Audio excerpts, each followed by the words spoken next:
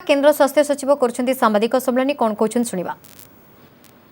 पहली बार इतने महीनों के बाद केसेस की संख्या कल 20,000 के नीचे गई और डेथ 301 या 300 के लगभग पहुंच गई। सो जो गेन हमारे देश ने पैंडेमिक कंट्रोल में पिछले कुछ हफ्तों में किया है वो उसका ट्रेंड बना हुआ है और इनफैक्ट उसमें और गति आ रही है। इसके लिए हम सबको सेटिस्फैक्शन है, स्टेट गवर्नमेंट्स को, सेंटर को और भारत की आम आदमी को, हम सबको, हम जो इस देश के नागरिक हैं और जो इसमें भूमिका हमारे पैंडेमिक रिस्पांस की टीम्स ने निभाई है, स्वास्थ्य कार्यकर्ताओं ने निभाई है, वर्कर्स ने निभाई है, वो सराहनीय है। लेकिन जैसे आपको दिखाया गया, बहुत सारे देशों में एक बहुत ही सिग्निफिकेंट प्रॉब्लम बढ़ चढ़ के आ रही है कोविड के परिप्रेक्ष्य में। यूरोप में जो जिस तरह से बढ़ोतरी हुई है, बहुत सारे देशों ने अपने लॉकडाउन इंस्टीट्यूट किए हैं इसी पीरियड में।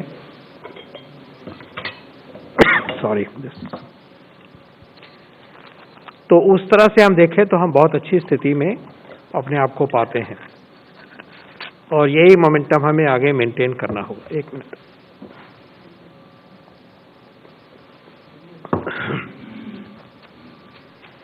क्योंकि अगर हम मेंटेन करेंगे मोमेंटम तो अब जो वायरस को हमने आगे प्रेशर पे डाला है उसको आगे सप्रेस करने के लिए हम सफल होंगे।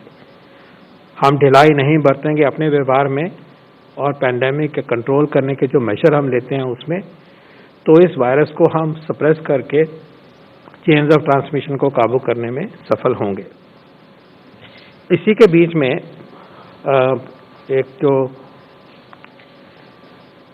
यूके यूनाइटेड किंगडम में वायरस की जो म्यूटेशन की खबर आई है उससे सब आप परिचित हैं और हम समझाना चाहेंगे कि इसको सरकार किस तरह से समझती है और इसके लिए क्या किया जा रहा है।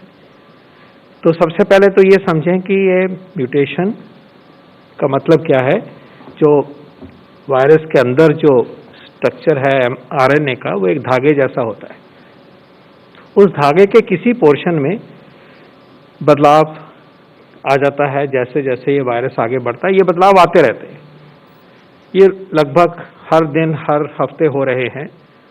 बहुत सारे ऐसे बदलाव का एक मॉलिक्यूल बदल गया, कोई महत्व नहीं होता और उसको हम ड्रिफ्ट कहते हैं।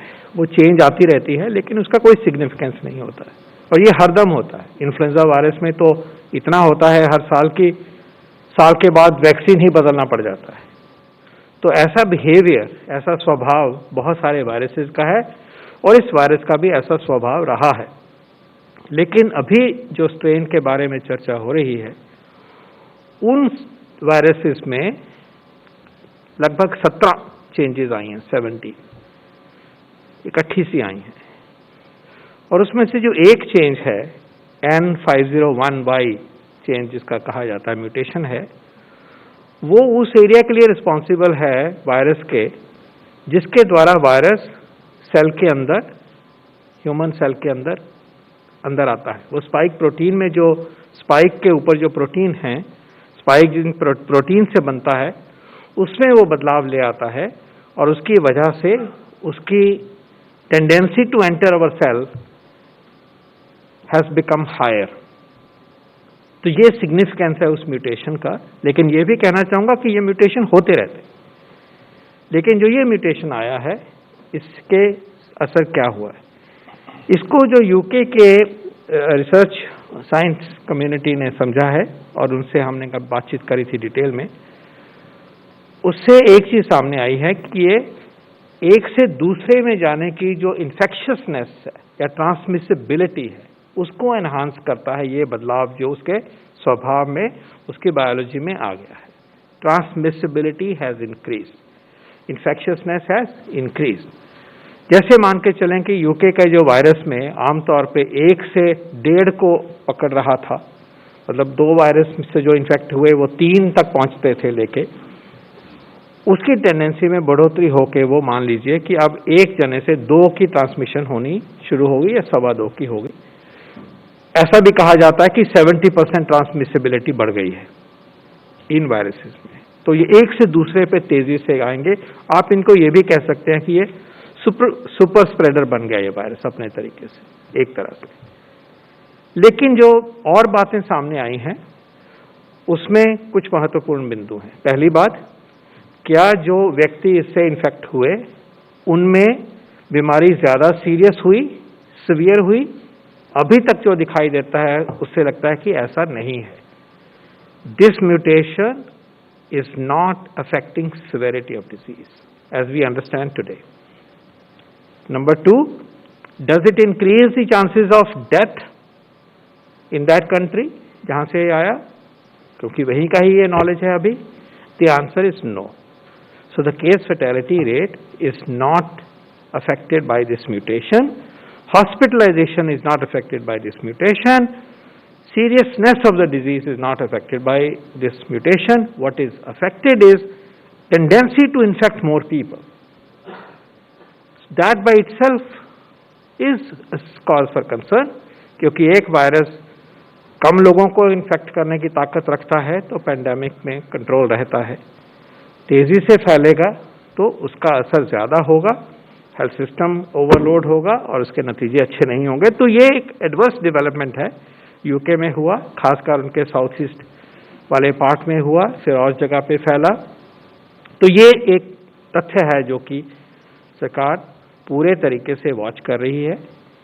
हम फॉर्चुनेट हैं कि हमारे देश में बहुत रोबस्ट लेबोरेटरीज का सिस्टम है और वो पहले से ही, शुरू से ही जो हमारे देश में वायरस आइसोलेट हो रहे हैं उनके ये जीनोमिक सीक्वेंसिंग को, जीनोमिक बिहेवियर को, जीनोमिक स्ट्रक्चर को हम सिस्टमैटिकली स्टडी करते हैं।